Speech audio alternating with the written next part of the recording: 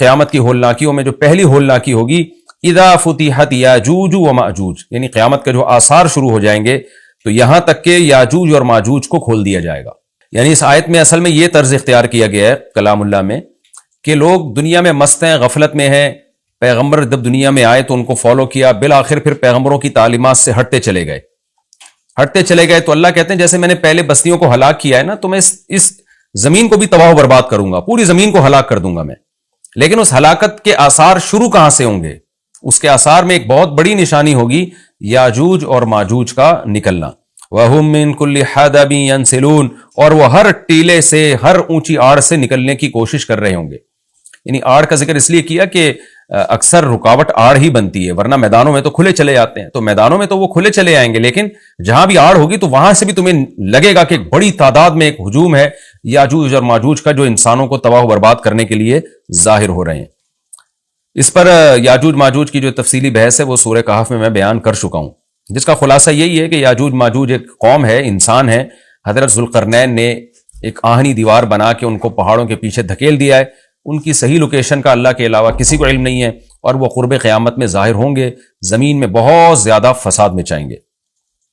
وَاقْتَرَبَ الْوَعْدُ الْحَقُّ، اللہ فرماتے ہیں اور حق وعدہ وہ قریب آ چکا، یعنی اس قیامت کے دن کی اللہ منظر کشی کر رہے ہیں، اس کو ہمارے سامنے رکھے ہیں کہ دیکھو وہ وعدہ قریب آ گیا تمہارے۔ فَإِذَا، کیونکہ یاجوج ماجوج جب ظاہر ہوں گے تو اس کے تو بہت قریبی، بہت ہی کچھ وقت کے بعد ہی قیامت قائم ہو جائے گی۔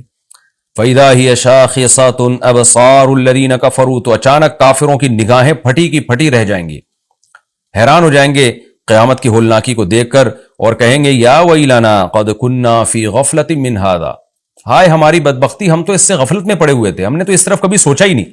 آج دیکھ لینا انسان پیغمبروں کی تعلیمات کو تو ویلیو دے ہی نہیں رہا ہے، بس ترقی اور معاشی ترقی اور سائنسی ترقی اور ٹیکنالوجی اور حقوق ایک دوسرے کے اور جانوروں کے حقوق اور گدھے گھوڑوں کے حقوق، اسی پر پوری انسانیت گھوم رہی ہے۔ جس خدا نے پیدا کیا اس کو ڈکشنری سے نکال دیا۔ تو اللہ کہتے ہیں جب قیامت دیکھیں گے نا تو کہیں گے یا ویلنا، ہماری بدبختی، ہم تو اس سے غفلت میں پڑے ہوئے تھے، اس طرف تو ہم نے سوچا ہی نہیں، بل کننا ظالمین، بلکہ کہیں گے ہم تو ظالم تھے، یعنی ہمیں سوچنا چاہیے تھا پھر بھی ہم نے نہیں سوچا۔ انکم وما تعبدون من دون اللہ حصب جہنم، اب چونکہ مشرکین تو مشرک تھے، ان کے ذہن میں سب سے پہلے یہ خیال آتا تھا کہ ٹھیک ہے اگر قیامت قائم ہو گئی تو ہمارے بھگوان اور ہمارے بت ہمیں بچا لیں گے، ان کو اللہ نے الگ سے دھمکی دی ہے، انکم وما تعبدون من دون اللہ حصب جہنم، فرمایا تم اور جو تمہارے معبود ہیں نا، جن کی تم عبادت کرتے ہو اللہ کو چھوڑ کر، یہ سارے جہنم کا ایندھن بنیں گے۔ احادیث میں یہ مضمون ہے کہ یہ جو پتھر کے بنے ہوئے بت ہیں نا، اگرچہ ان میں حس نہیں ہوتی لیکن اللہ ان کو بھی مشرکین کے ساتھ آگ میں ڈال دے گا،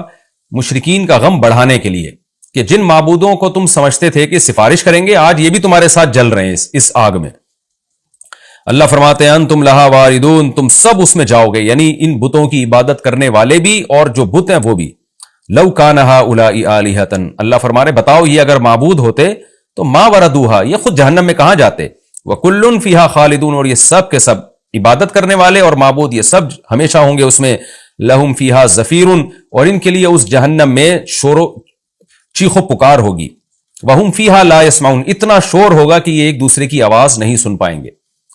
دیکھیں قرآن مختلف موقع کے مختلف درجات کو بیان کرتا ہے، حالات کو۔ قرآن ہی سے پتہ چلتا ہے کہ جہنمی ایک دوسرے سے بات بھی کریں گے،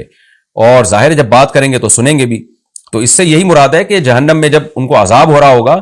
تو وہ عذاب میں تو چیخ و پکار میں کسی کی بات سنائی نہیں دے گی، لیکن ایک نوعیت کا عذاب پھر یہ بھی ہوگا کہ ایک دوسرے کی بات اللہ ایک دوسرے کو سنوائے گا تاکہ ایک دوسرے کو رسوا کریں، ایک دوسرے کو تانے دیں۔ تو یہ مختلف موقعوں کے مختلف عذاب ہے جن کا قرآن تذکرہ کرتا ہے۔ اللہ ہم سب کو اس آگ سے محفوظ رکھے۔ اور یہ جو اللہ نے کہا کہ ان سب وہاں چیخیں گے پکاریں گے، تو علماء نے لکھا ہے اس سے وہ ان کے پتھر کے بنے ہوئے بت مراد نہیں ہے، کیونکہ ظاہر ہے وہ تو بے جان ہے، وہ کیا پکاریں گے، وہ معبود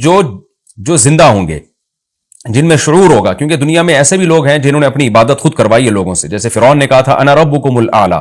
تو چیخ و پکار ان معبودوں کی ہوگی جنہوں نے لوگوں کو اپنی عبادت پہ مجبور کیا یا اپنی عبادت کی ترغیب دی۔ ان الذین سبقت لهم من الحسنى، اب سوال پیدا ہوتا ہے اچھا جی عیسیٰ ابن مریم کی بھی تو عبادت ہوتی ہے، تو اللہ نے تو کہہ دیا کہ تم اور تمہارے جتنے جھوٹے معبود ہیں، جھوٹے خدا ہیں، سب کو جہنم میں ڈالوں گا، لیکن بہت سے بزرگان دین ہیں وہ ساری زندگی توحید کی دعوت دیتے رہے، لیکن مرنے کے بعد ان کی قبروں کو لوگوں نے عبادت گاہ بنا لیا، تو وہ بھی تو جھوٹے معبود تھے۔ تو عیسیٰ ابن مریم کی بھی عبادت ہوئی، تو وہ بھی تو اللہ تو کہہ رہا ہے کہ سارے کے سارے جھوٹے معبود جہنم کا ایندھن بنیں گے. تو آگے اللہ نے فرمایا نا ان الذین سبقت لہم من الحسنی، ہاں وہ لوگ جن کے لیے ہماری طرف سے پہلے ہی ایک اچھا کلمہ لکھا جا چکا ہے.